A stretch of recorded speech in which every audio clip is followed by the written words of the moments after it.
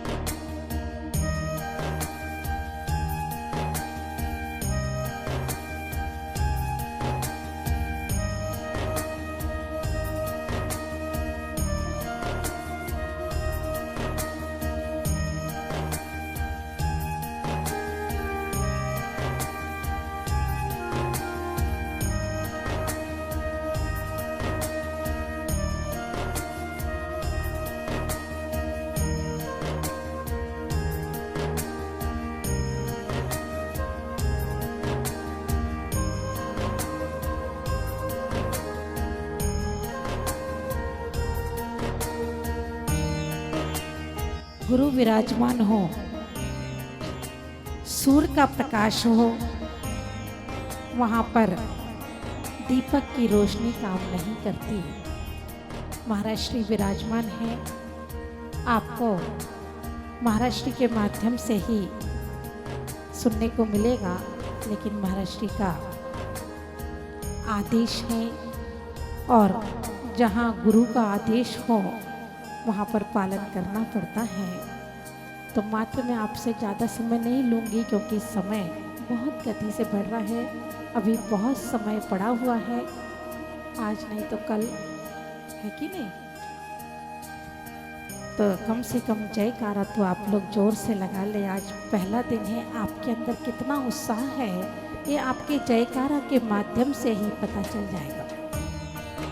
आचार्य श्री सिद्धांत सागर जी महाराज की, आचार्य श्री सौभाग्य सागर जी महाराज जी की, परम पूज्य गुरु मक्सान दृष्टि भूषण माता जी की जयकारा गुरुदेव का। धर्मानुरागी बंधुओं,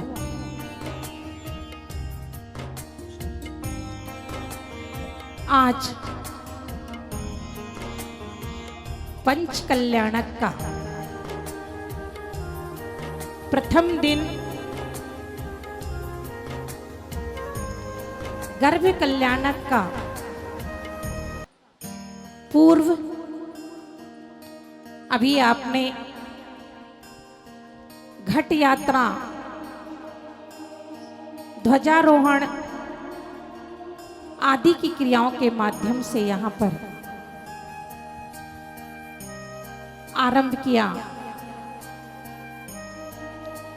आप बड़े पुण्यशाली हैं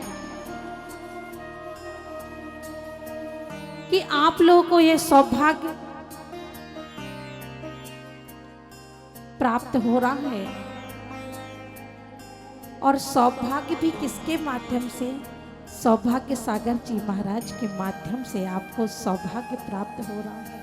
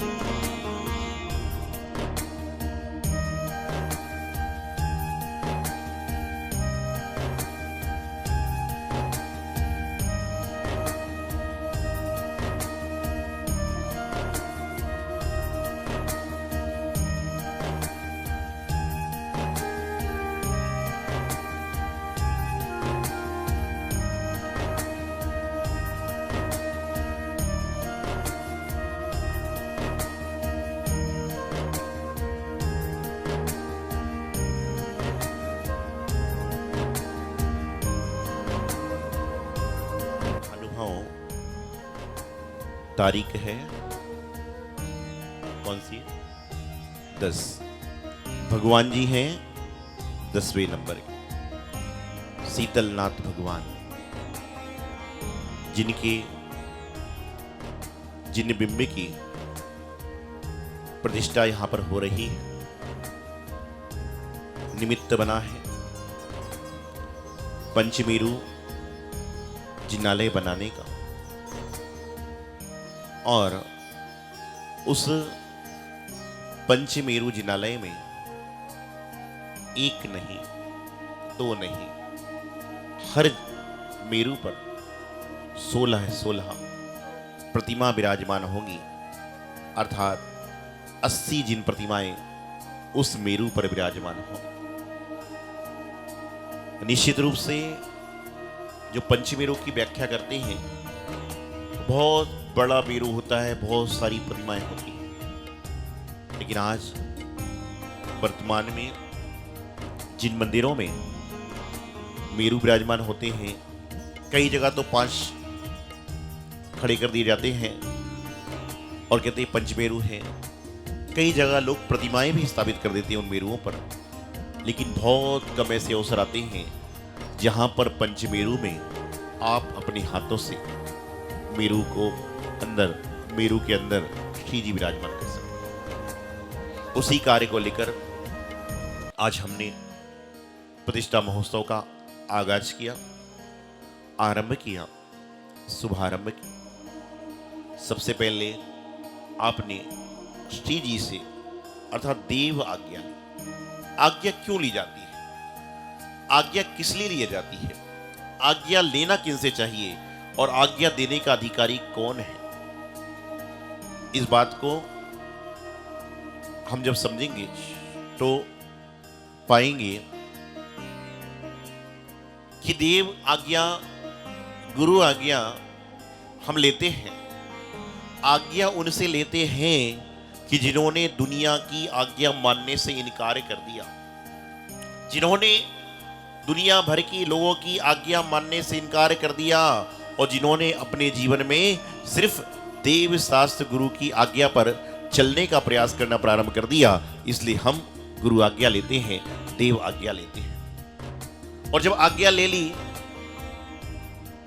आज्ञा लेने के बाद आज्ञा जब समाप्त हो जाती है, उसका मतलब क्या है?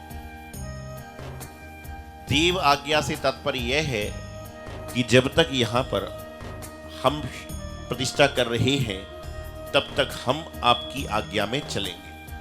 देव आज्ञा मतलब यह होता है, आपने तो बस फॉर्मेलिटी कर रखी है, श्रीफल लेकर गए, आदिनाथ भगवान है, पार्श्वनाथ भगवान है, मुनीश्वरनाथ भगवान है, श्रीफल चढ़ाया कि भगवान हम आपकी आज्ञा लेकर जा रहे हैं, हम आपकी आज्ञा से कार्य करने का प्रारंभ करेंगे और हम लोग अपनी बात को समाप्त करेंगे। लेकिन नहीं, जब तक आप देव आज्ञा लेकर, प्रतिमा लेकर मंडप से आए हो और जब तक पुरुष मंदिर में प्रतिमा नहीं जाती, जब तक आप उसकी आज्ञा से संकल्पित हो जाते हैं और जो देव की आज्ञा में, गुरु की आज्ञा में, मां जिनवाणी की आज्ञा में चलता है, उसको अन्यत्र कहीं भटकना नहीं पड़ता। आप यहां पर आए हैं, गुरु आदेश का पालन कर रहे हैं, संतों के आशीर्वचन सुन रहे हैं और उनको आशीर्वचन सुनने के बाद अपने जीवन में अपना कल्याण करने का भी प्रयास कर रहे हैं।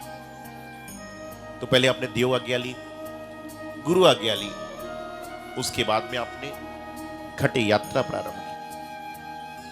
घट यात्रा मात्र सिर पर कलश लेकर, जल के कलश लेकर चलने का नाम घट यात्रा नहीं है, बल्कि घट यात्रा तो वह होती है कि जो एक बार जिनेंद्र भगवान की घट यात्रा में सम्मिलित हो जाता है, वह घर घर की यात्रा करना छोड़ देता है, उसका नाम कहीं जाकर घट यात्रा होता है। आप घर घर भटकते हो, नगर नगर भटकते हो, लेकिन जो एक बार जिनेंद्र भगवान के चरणों में घट यात्रा में सम्मिलित हो जाता है, लेकिन शुद्धि सहित, क्यों कहते हैं कि जितना जीवन में शुद्धि होगी उतने आपके जीवन में विशुद्धि होगी। एक बार कहीं रथ यात्रा चल रही थी, सारे लोग रथ यात्रा में चल रहे थे, सामने श्री जी हैं, एक व्यक्ति ने कोको कोला बांटना चालू कर दिया, सभी ने लिया और पीना प्रारंभ कर दिया। हम भी वहीं से गुजर रहे थे, बड़ा अशोभनीय लगा कि भगवान जी रथ पर जा रहे हैं, आप कोको कोला कोल्ड ड्रिंक खाना पीना कर रहे हो। शाम को मैंने उस व्यक्ति से पूछा कि आपको मंदिर जी में यदि कोई कोल्ड ड्रिंक की बोतल देता है तो आप क्यों नहीं पीते हो? उसने जवाब दिया, महाराज जी मंदिर में भगवान विराजमान है, मंदिर में भगवान विराजमान है, आप विराजमान हो, जिनवाणी विराजमान है, तो मैं उनके सामने कैसे पी सकता हूं? तो मैंने कहा, जब रथ यात्रा में भगवान जी जा रहे थे तो क्या वह आपको नहीं देख रहे थे? तो उसकी आंखें श्रम से झुक गई। ये हम भी क्या कर रहे हैं? अब भगवान को जब नमोस्तु करते हो तो क्या चप्पल पहन के करते हो? करते हो क्या, बताइए? नहीं करते। तो जब साक्षात में भगवान आपके साथ में चल रहे हैं, आप भगवान के संग में चल रहे हो, तो आप किस तरह से चल रहे हो? कितने प्रतिष्ठाएं कर लो, कितने पंचनाद कर लो, कितने विधान कर लो, लेकिन जब तक आपके जीवन में शुद्धि नहीं होगी, जब तक आपके जीवन में विशुद्धि का आगमन नहीं होगा, पहले शुद्धि को लाइए, और जब आपके जीवन में शुद्धि आ जाएगी तो विशुद्धि अपने आप आपके जीवन में आने लग जाए तो कोई बड़े आश्चर्य की बात नहीं है। पहले के समय में मैना सुंदरी ने एक विधान किया,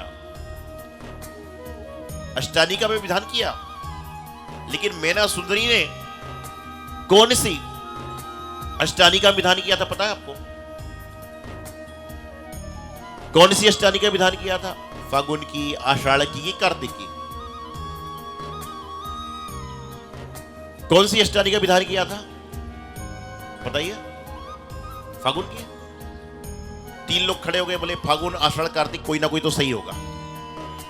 कार्तिक की। कौन सी में?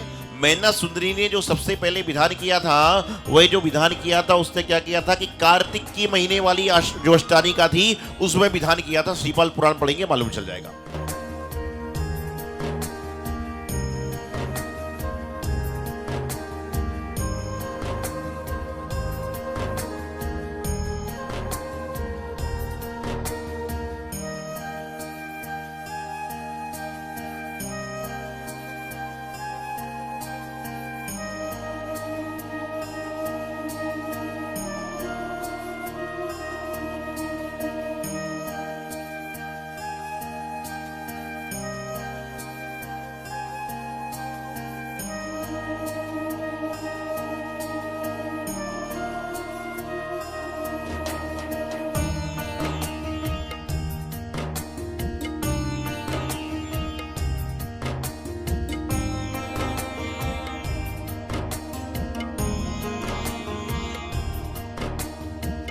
इस कार्यक्रम के पुण्यार्जक हैं सौभाग्य कोहिनूर श्री संजय जैन, श्रीमती ममता जैन, ग्रेटर कैलाश, दिल्ली।